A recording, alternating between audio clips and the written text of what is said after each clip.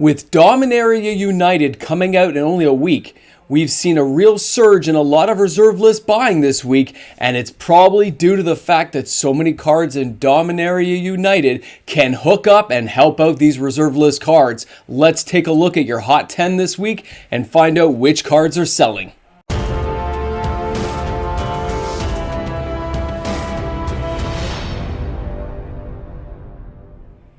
Hi everyone and welcome back. MTG Moxman here. Thanks a lot for hanging out with me on the channel today. When it comes to the reserve list and reserve list buying, cards ebb and flow. They go up and down. They go through periods of extreme concentration of sales. Buyouts happen all the time. Players get into the FOMO fear and things go crazy. And then there's long periods of nothing going on. Prices dip back down to where they were. And then sometimes at that exact moment, when Wizards announces a new set like Dominaria United, the Brothers War, Phyrexians coming at us, some of these cards, some of these card types just become popular again because they've been forgotten about for a long time. They get brought back around. There's a few reserve list cards that may link into these cards, or we're going back to a world that these reserve list cards could actually find a home if certain decks and deck types are constructed. And that looks like what's happening on this week's Hot 10. A lot of the sales this week, the surge in sales, as we go through and I discuss them with you, you will see what I'm talking about. These cards are not very popular. They're not really big on people's list. But if it's a 20 to 30 cent reserve list card, a lot of people might just take a stab at it to see what happens in the long run. Holding reserve list cards this cheap is not going to hurt you. It doesn't cost a lot of money, but it still can cause a buyout to happen, which is, kind of what happened this week on a lot of these cards. A real concentration of sales caused a surge in the market. So let's get to it. Let's talk about what Wizards is doing out there and why these cards are on the Hot 10. Can't wait to delve into it with you. Guys, looking forward to reading those comments in the comments section below to see what you think is happening out there. Thanks a lot for tuning in. Let's get to your Hot 10. Let's start the trip down the yellow brick road. Let's find out what's happening. Here we have Solde Excavations from Alliances coming in at number 10. Now, the mana base from Alliances has actually been copied before. You saw a lot of these cards from Throne of Eldraine. Castle Vantress is just a copy of Solde Excavations, but a worse copy. Any deck can use a card that is going to allow you to do a little bit of deck fixing. And that's what Solde Excavations can do for you. It is a small scrying ability you can use every turn, and I've top-decked Victory many times. It's one of my favorite cards of all time. It's kind of the card of the channel for those who've been around for a while. And it got a surge this week with 61 sales. People decided this card was worthy of recognition again, and it got picked up. It's also probably the point that it was down to $10 a card. A lot of people noticed that and decided it was worth picking up at that cheap price. I understand that as well. Now, the other cards from Alliances, stuff like Bolduvian Trading Post, those cards are $5-6 too. And being able to do a damage to somebody and get a couple of mana out of stuff is an amazing thing to have happen. With some of the new cards we've been seeing, it's no surprise Solde Excavations could find a future home because there are ways of bringing back lands now. There are certain cards now, card types, creature types, that allow you, after you've sacked a land, to go back and get that land again. So you're not even really losing a mana anymore in the sense when you have to sacrifice for cards like Solde Excavations. I'm going to find that fascinating to see if we're going to see more builds in Commander and older formats that allow for these cards to return. Not everyone's going to use a Renin 6, but when you have creature types and certain cards like that, Sarah Paragon, that let you bring cards back from the graveyard and bring back land cards, didn't say basic land either. That's kind of crazy to see. So I think we're in for a real fun time, and cards like Solde Excavations might have a resurgence again that sticks the price a little bit longer than what's been happening recently. So way to go, Solde Excavations. Glad to see you hanging in there. It's a fun card. Can't say enough good things about you. I mean, one of my favorite cards. What can I say? Now, number 9 this week is Aurum, the Samite Healer from Tempest. 65 sales this week from the 19th to the 26th. Now, Aurum is a fascinating card.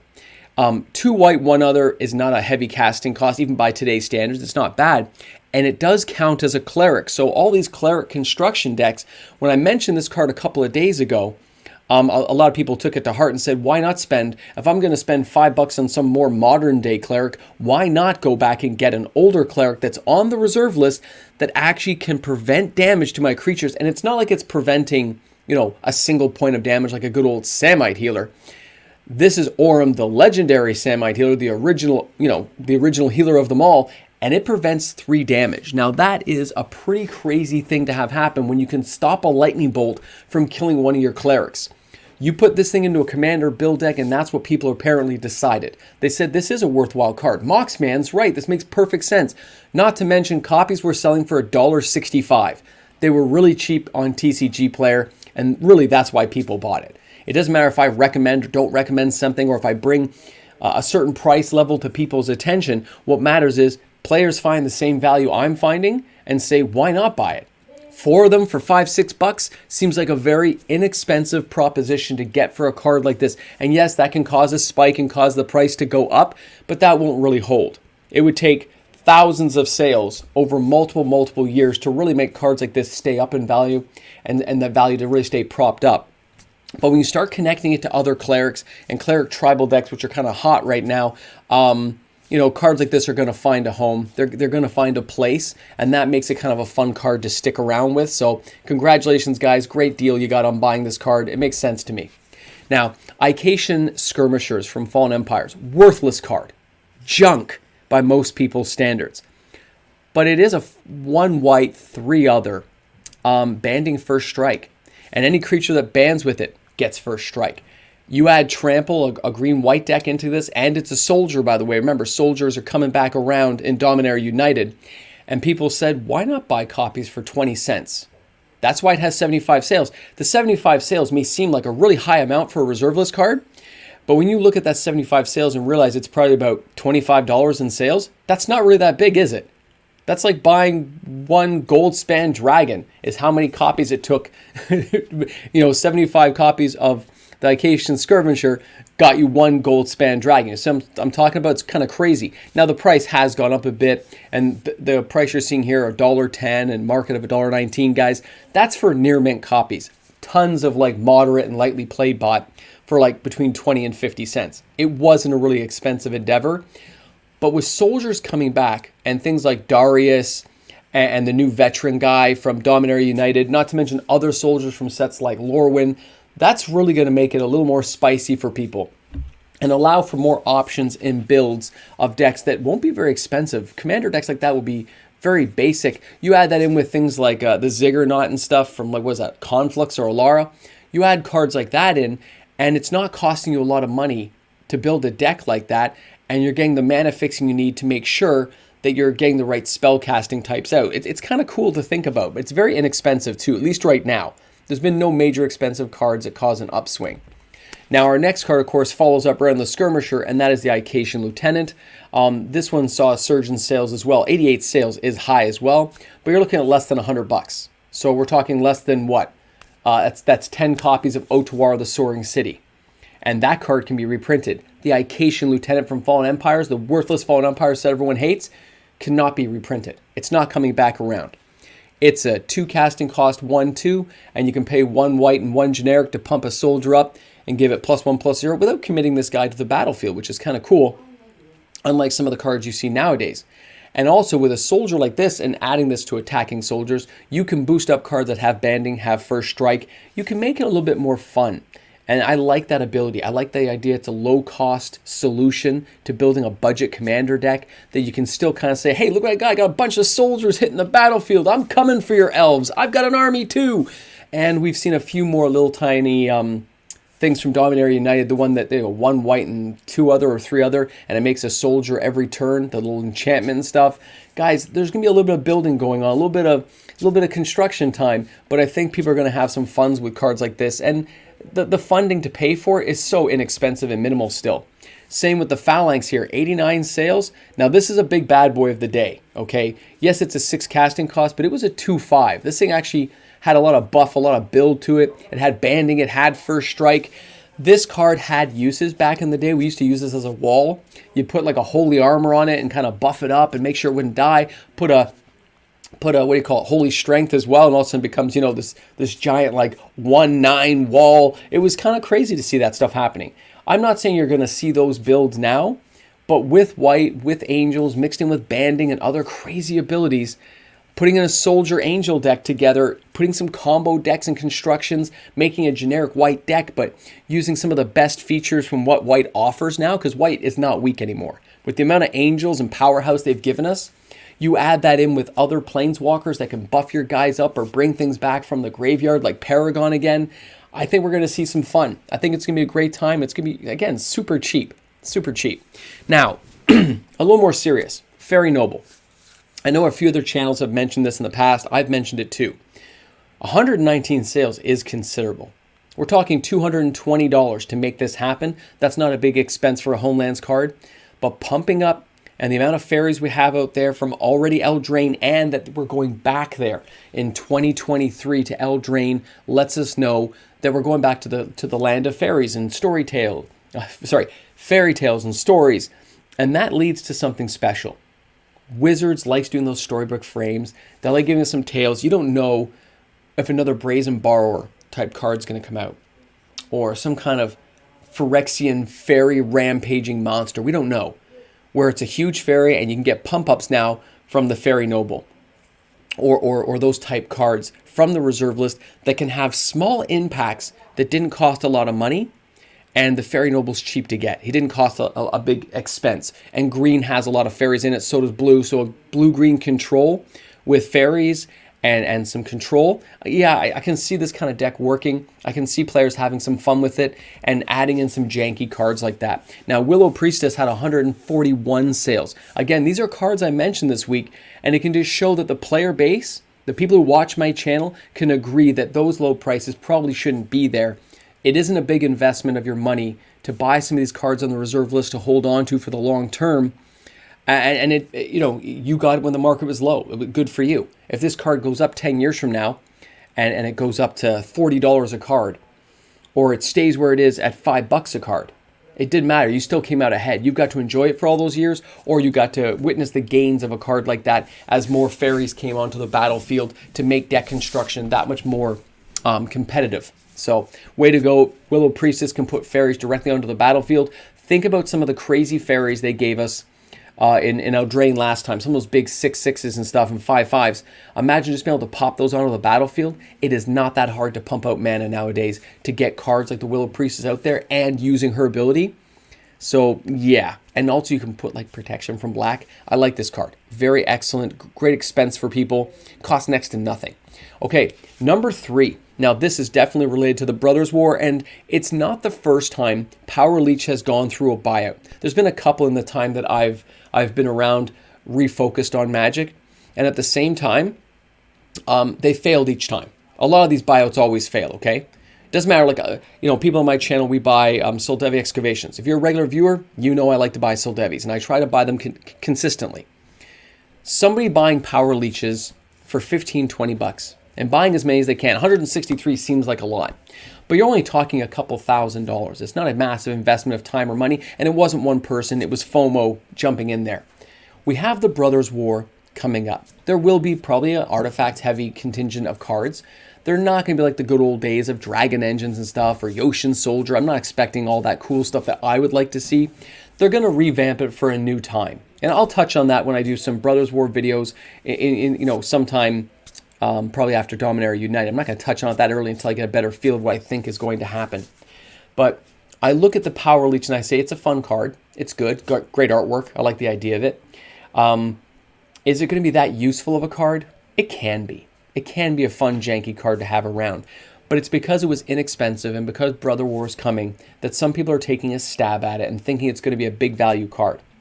Remember, these cards can go to 0. And the fact that you have to sit on these cards for years if you actually want to flip a profit. So somebody buying 4, I understand. Somebody buying even 8, 4 to keep and 4 to sell later on. If you want to do that, you go ahead. I'm not going to tell you to do it or not do it. You're going to make your own decision. I look at that card, Power Leech, and I say, somebody buying it out now, is the price going to hold? It's not. Okay, it may temporarily hold for a while. This card was back on its way down, and it probably should be going down a little bit further. Because the copies are hard to find in near mint or even good light played. And that's the market we're in nowadays. A lot of these older cards weren't played with sleeves, and that's just the way the game was done. So finding high quality copies is getting harder to do. If you find a good quality copy, yeah, I'd keep that card. But buying a moderately played or heavily played because you think the cards are going to jump up, they will go up. But you're looking at the next 10, 15 years in some cases for these cards. To be permanently gone from the market is something that is not easy to do. And the more I've been following Solde Excavations and cards of that like everything from Lake of the Dead and stuff, guys, when you start following those cards and you look at a longer term and you focused on the buying and selling and see who owns copies and when the market refreshes, I can tell you now, and I don't know who else is covering this other than me, but it is not easy. It never will be easy unless the massive marketing people out there decide to everyone just says, I'm just going to hold it, I'm never going to sell it back. That's the only way a price is going to stick long term. This card is not going to stay up in price. If you wanted to get this card, at least a play set, just wait a year. Come back a year from now, this card will be right back down to 14, 15 bucks. It's just the way it's going to be. Now, let's go ahead and take a look at number 2 this week. And this is Zubri, the Golden Feather. We're almost near the end of the Yellow Brick Road. Can you believe it? I know I'm just yakking away here, but there's a lot to say this week. Now, this is from Mirage, and as soon as they announced that Xerium, the new card from Dominaria United, this card went through a buyout. Griffins haven't had a lot of tribal support, and they're, again, just like the soldiers. When you go back to Dominaria and you get these older types coming in, and you add in a few cards like the Griffins. I remember people trying to make it work with the Sarah Aviary, all flying creatures get +1/+1. You're trying to boost your creatures up. You're trying to give Griffins a bonus, and this is what happens, okay? The sales go through the roof. This card was really cheap and then it saw a massive spike. This card was like, $4, $3, and now went all the way up to like $8, $9 again. It'll settle back down. Okay, this is not going to stick. There's not enough cards to really make a massive deck yet, but, and there's always a but, it could happen. So if you're buying a playset of 4, I would hold on to them. I wouldn't sell them back, and especially if you went for near mint copies, I would hold on to cards like this. Because little bits of tribal support seem to be popping in every now and again, and people are slowly building up decks based around these to offer some variety in the Commander format. I like it. I think it was a great buy. I think it was a great snatch for people to say, I'm going to get my 4, I'm going to be good. Some people bought 20. That was kind of crazy, but I understand if you think you can make some money off it later on, that makes perfect sense to you, then you go ahead and do it. It's your money. It's your card. Just remember, cards can go to 0, but at the same time, they can go so much higher. Now, interesting, the number 1 card this week, and look at that, 297 sales, guys. That's massive. Now, the number 1 card, Griffin Canyon from Visions, follows exactly with Zubri, 391 sales. But again, look what it does. It does tap for colorless mana, which is amazing. You can untap a Griffin and give it +1/+1. Guys, this is a nice card. Okay, I've mentioned this card in the past when it was like I guess right around the 2021, this card was like $3-4. I told people to buy it back then. I have a playset already, and I kept it. I have a playset of Zubri. I didn't have to go in for that card. So these aren't cards I actually had to buy. I had playsets for myself. I actually have a couple of extra I think I put in for my patrons. So this is a good card for me to keep around because look at the gains. I have a copy that I bought for $3-4, and now it's almost back up to $20 Canadian. That's crazy. But it's going to go back down. Okay, you just have to wait it out until people lose interest in it. It takes a lot more than this to make this card stay up forever. And that's what I'm talking about. People who think they're going to make instant money off of this, you're wrong. This is not going to be instant money for you. That's not the way it's going to go out. And that's fine. That's just a fact. It takes a lot more than one buyout to make these things stick. If this happened every day for a year, we're talking. Okay, because the price is going to keep going up. But they don't. It's like a stock market. They go up and down.